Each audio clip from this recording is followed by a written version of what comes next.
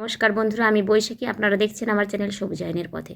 বন্ধুরা, আজ আমি লাগিয়ে নেব কিছু দোপাটির চারা, এবং দোপাটির চারাটা কীভাবে একটা ছোট্ট টবের মধ্যে লাগিয়েছি তা থেকে নতুন চারা গজিয়ে এবং বড় হয়েছে এবং তা থেকে ফুল হয়ে আবারও বীজ হয়েছে সেটাই দেখাবো। এই যে দেখুন, এই যে এই চারাটা দেখছেন, এটা আমার আগের দোপাটি গাছ। এর থেকে বীজ সংগ্রহ করেছি। আর এই যে গাছটা দেখছেন, এটা থেকেও আমি বীজ সংগ্রহ করেছি। এগুলো সব এর আগে একটা গাছ ছিল, একটা গাছ থেকে আমি পরের পর গাছগুলো এইভাবে তৈরি করছি। কিছুই না বন্ধুরা, এই যে গাছগুলোতে এই যে দেখছেন বীজগুলো হয়েছে, এই বীজগুলো আপনাকে শুধুমাত্র সংগ্রহ করতে হবে। এই যে বীজগুলো সংগ্রহ করে আপনি শুধু মাটিতে ফেলে দিন, তাহলেই দেখবেন আপনি প্রচুর দোপাটি ফুলের চারা পেয়ে যাবেন। অথবা যদি তাও না করতে পারেন, তাহলে ওর গোড়াতেই যে বীজগুলো ফেটে পড়বে, ওতেই কিন্তু আপনি অনেক চারা এমনি এমনি পেয়ে যেতে পারেন। দেখুন, আমার এখানে প্রচুর দোপাটি ফুলের গাছ রয়েছে। আমি সেই গাছগুলো থেকে বীজ সংগ্রহ করছি। তবে হ্যাঁ বন্ধুরা, এই বীজটা একটু পাকতে হবে। এই হালি বা ছোট নরম বীজ হলে কিন্তু হবে না। এই যে দেখছেন, এই বীজগুলো কিন্তু এখনও একটু কাঁচা রয়ে গিয়েছে।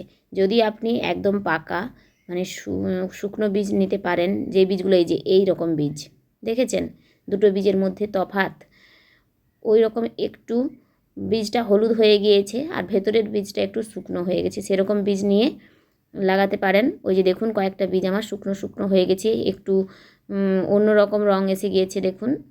ওই বীজগুলোই আপনি ছড়াতে পারেন, তাহলে হবে। আর এই যে কাঁচা বীজগুলো, এগুলো কিন্তু হওয়ার চান্স নেই। তাই আপনি সবসময় চেষ্টা করবেন যে একটু শুকনো হয়ে গেলে সেই বীজটা নিতে। নিয়ে এইভাবে কিছুই না বন্ধুরা, দেখুন কয়েকদিন পর সেই বীজটা থেকে ছোট্ট চারা বেরিয়েছে। যদিও অনেকগুলো চারা বেরিয়েছিল, কিন্তু আমি সেগুলোকে তুলে অন্য জায়গায় লাগিয়ে নিয়েছি। এই দেখুন, এই চারাটাই আরও বড় হচ্ছে। এইভাবে দিনের পর দিন আপনার কিছুই করার দরকার নেই। আমি তো শুধুমাত্র ওর গোড়াতে একটু গোবর সার দিয়েছি আর জল দিই। ওই জল দিলেই গাছটা হবে। যদি দিতে চান, তাহলে অল্প করে আপনি একটু খোল ভেজানো জল দিতে পারেন, ব্যাস, আর কোনো ঝামেলা নেই। দেখুন, পরের পর গাছগুলো আপনাদের দেখাচ্ছি। গাছটা ধীরে ধীরে বড় হচ্ছে এবং আরও কয়েকদিন পর দেখুন গাছে নতুন ফুল এসেছে। দেখেছেন গাছটাতে কি সুন্দর এখন ফুলে ভর্তি। তবে হ্যাঁ, এর আগেও ফুল ফুটেছিল, সেইগুলো আপনাদের দেখানো হয়নি। অনেকগুলোই ফুল ফুটেছিল। এই দেখুন, এখন বর্তমানে গাছটাতে দেখুন ফুল, এবং এই গাছটাতে আবারও ফল হয়েছে। আর এই যে দেখুন, এই গাছটা থেকে আমি বীজ সংগ্রহ করে লাগিয়েছিলাম। প্রচুর পরিমাণে বীজ হয়। আপনি যদি ফুল না তুলেন, তাহলে কিন্তু গাছগুলোতে প্রচুর বীজ হবে। দেখেছেন, তারও কয়েকদিন পর দেখুন গাছটাতে কতগুলো বীজ হয়েছে। ওই যে ফুলগুলো ফুটছে, ওই ফুলগুলো যদি আমি না তুলে নিই, তাহলে দেখুন এইভাবেই বীজ হবে। আবারও এই বীজটাকেই আপনি ওই গাছের গোড়াতেই ফেলে দিন, দেখুন আবারও নতুন চারা গাছ কয়েকদিন পরেই আপনার ওই টবের মধ্যে তৈরি হয়ে যাবে। আমি তো এইভাবেই করছি এবং সারা বছর এই দোপাটিটা হয়। যদি আপনারা চান, আপনারাও এইভাবে বাড়িতেই একটা গাছ থেকেই পরের পর অনেক গাছ করে নিতে পারেন।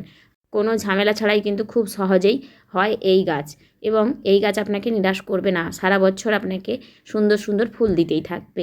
তাই আমি বলবো, আপনারা খুব সহজে এই গাছ অল্প একটা দুটো বাড়িতে লাগাতে পারেন। আপনার পুজোর ফুলেরও কোনো অভাব হবে না। আজকের মতো আসি, টাটা।